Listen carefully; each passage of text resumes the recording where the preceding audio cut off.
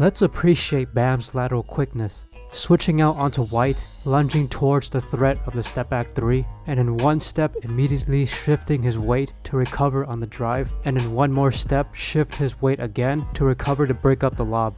We all know Bam can guard 1 through 5, but we will deep dive into why he can. Fundamentally, it's because of his footwork. Bam has incredible breaks for his size. Here, closes out to Hunter, gets beat on the drive, but now on the recovery, notice how he's behind Hunter. This is really difficult to recover, but in one step, he slides right back in front.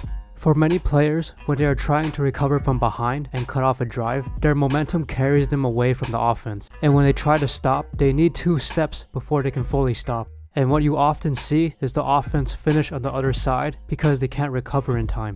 So Bam is different in that in only one step, he is able to fully stop and shift his weight and momentum back towards Hunter, allowing him to cut him off, getting back to the other side. Look at both their feet. Bam is going step for step with Bogdanovic, mirroring his moves. Usually you see this in guards, but this is your center doing this. And this luxury of having a big that can legitimately slide and stay in front of guards allow the Heat to switch all ball screens and blow up offensive sets because no advantage can be created. And when Bam does get beat, his ability to change direction to recover is abnormal for a center. Here he has to respect LaVine's drive, so when LaVine pulls back, 1 step and Bam recovers. And when LaVine drives again to a step back, 1 step again, and Bam is there to contest. There is no wasted movements. Bam also fully utilizes his 7'1" wingspan to his advantage. He is very handsy, using his hands to get quick swipes on players' off arms, slowing them down and in a way dictating where he wants them to go.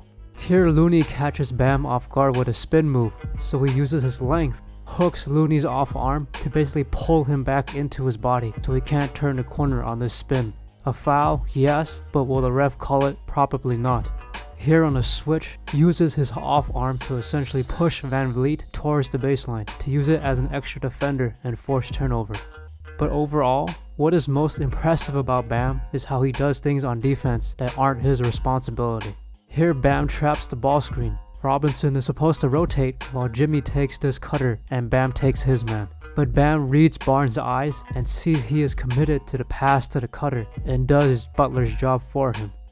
On flare screens, this big's responsibility is to drop to allow the guard to get through, but there's Bam and his length.